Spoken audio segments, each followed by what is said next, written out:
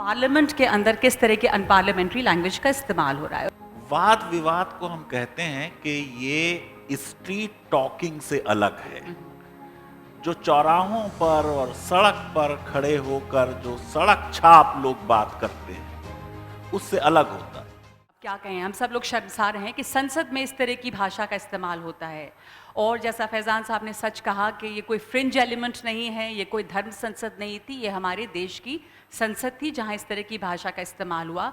तो इसी बात से हम बात की शुरुआत करेंगे कि ये जो हमने देखा फैज़ान साहब, जिसको कहते हैं एक पार्लियामेंट्री लैंग्वेज और एक अनपार्लियामेंट्री लैंग्वेज, तो ये उसकी मिसाल है कि पार्लियामेंट के अंदर किस तरह के अनपार्लियामेंट्री लैंग्वेज का इस्तेमाल हो रहा है। और ये कोई फ्रिंज नहीं थे, ये हमारे चुने हुए सांसद, दिल्ली में दक्षिण दिल्ली के सांसद।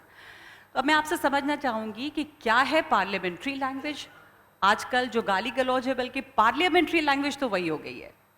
नगमा जी, जो वाद विवाद की एक परंपरा है उसके बारे में आजकल चाणक्य नेशनल लॉ यूनिवर्सिटी में एक इंटरनेशनल वाद विवाद प्रतियोगिता चल रही है जिसमें पूरे विश्व से लोग आए हुए हैं।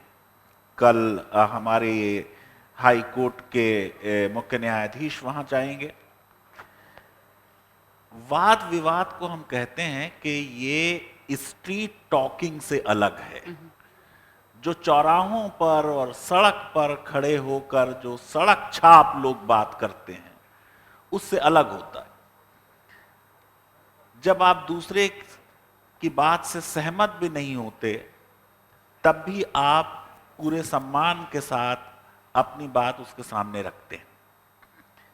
संसदात्मक शासन प्रणाली में, संसद में जहां हमारे चुने हुए प्रतिनिधि बैठेंगे, उनसे अपेक्षा ये है कि वो जब एक दूसरे से बात करेंगे तो वो मुद्दों पर बात करेंगे, वो लोगों पर बात नहीं करेंगे।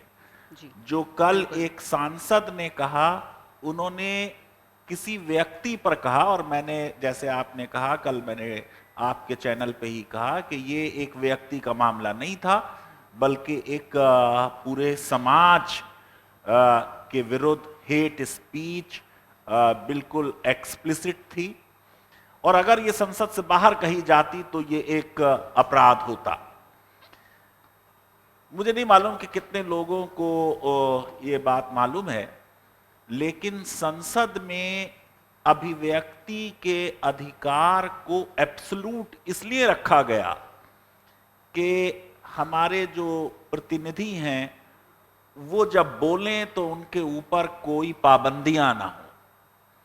वो पाबंदियां लगने का इतिहास ये था कि इंग्लैंड में जाहिर है कि राजतंत्र था और बादशाहत थी, और बहुत धीरे धीरे और बहुत वर्षों में वहां लोकतंत्र आया।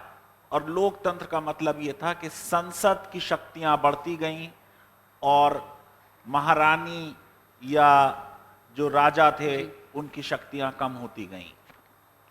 तो कई शताब्दियों तक ये होता रहा कि संसद में अगर कोई सदस्य राजा या महारानी के विरुद्ध बोलता था तो जैसे ही वो संसद के बाहर आता था उसको अरेस्ट कर लिया जाता था और स्टार चैम्बर्स में उसका ट्रायल होता था, जो कि बिल्कुल फेक टाइप का ट्रायल था और सजाएं होती। उसके डर से फिर संसद में लोग नहीं बोलते थे। तो ताकि लोग संसद में बोलें, इसलिए ये विशेषाधिकार माना गया कि संसद में कोई भी कुछ भी कहे या कोई भी वोट दे, उसके बारे में कोई पूछताछ नहीं की जाएगी। भारत में वैसे ये मिथ है, क्योंकि हमारे यहां जो एंटी डिफेक्शन लॉ है उसकी वजह से कोई भी सांसद फ्री नहीं है कि वो जो चाहे बोल दे या जैसे चाहे वोट दे। उसकी पार्टी की जो विप होगी उसके अनुसार ही उसे वोट देना है या बोलना है, और अगर वो ऐसा नहीं करता तो वो डिस्क्वालीफाई हो जाएगा।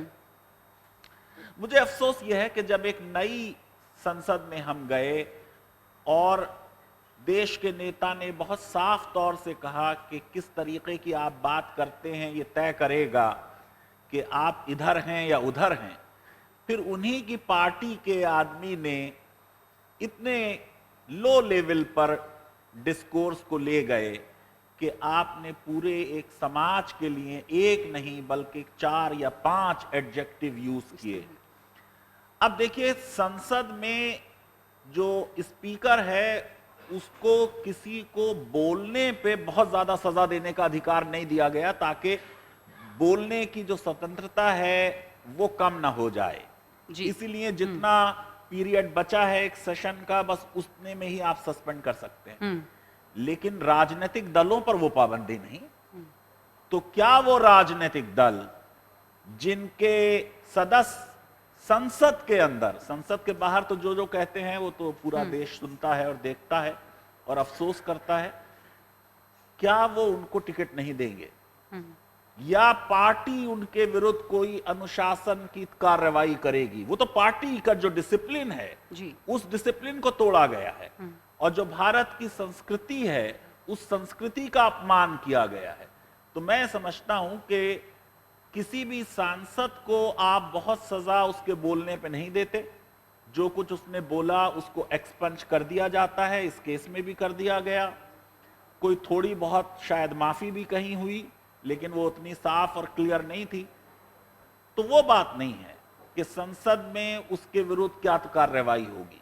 संसद के बाहर जो राजनीतिक दल है उसका जी। वो उस पर क्या कार्रवाई करेगा, वो तय करेगा कि देश में जनतंत्र का स्वास्थ्य कैसा है।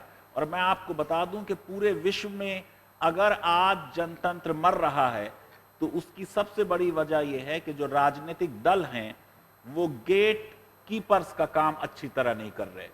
उनको अपनी पार्टी के लोगों के बारे में मालूम होता है कि ये कैसे हैं, वो उनको प्रोत्साहित करते हैं टिकट देकर और चुनवा कर, तो वो बेसिकली जनतंत्र के विरुद्ध कार्य कर रहे हैं।